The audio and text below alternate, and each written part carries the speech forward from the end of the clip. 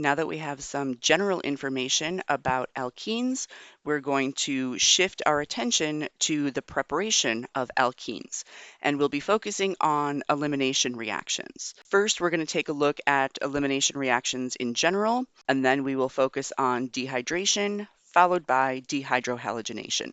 As we consider the preparation of alkenes, we are going to see several categories or approaches to preparing alkenes.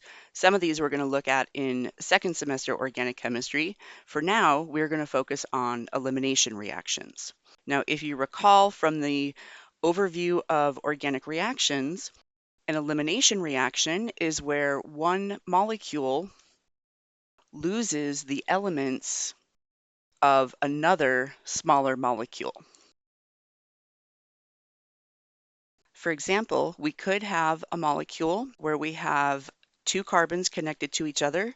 They're connected to some group Y and Z, and each carbon is connected to two other things that we're not specifying. This reaction can undergo an elimination to form a carbon-carbon double bond, so we form an alkene.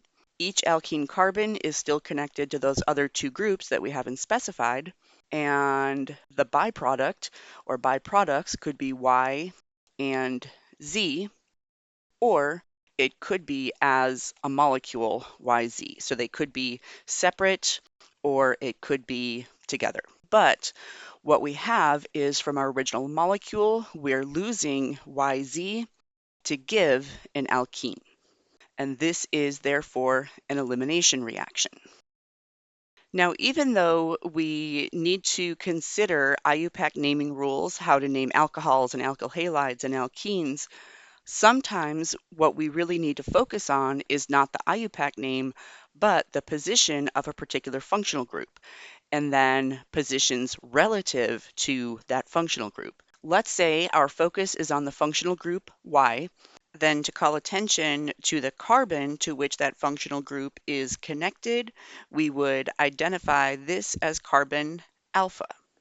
And then the adjacent position is the beta position. So we're using the Greek letters, we have alpha, beta, gamma, delta, etc. So for this type of elimination reaction, we are losing a group from the alpha position and from the beta position. So this is called a beta elimination reaction. So we will be looking at a couple of examples of beta elimination reactions.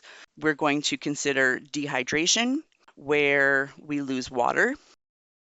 So for example, we could have something like this, where our carbons are connected to other groups. I'm not trying to show anything about stereochemistry or anything like that. This is our alpha position. This is our beta position, and we can make an alkene, and water is our byproduct. Another possibility is to carry out a dehydrohalogenation. So here we lose H and X. So it could be HBr, could be HCl, something like that.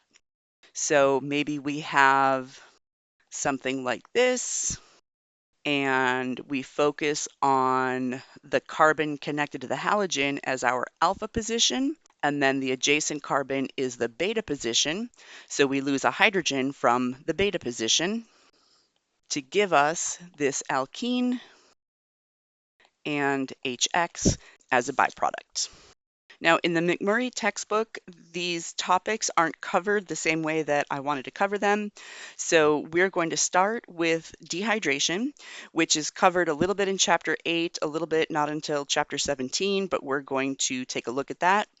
And then dehydrohalogenation is in chapter 11 on alkyl halides. So different places to find information in the textbook, but next we're going to take a look at some examples of dehydration reactions.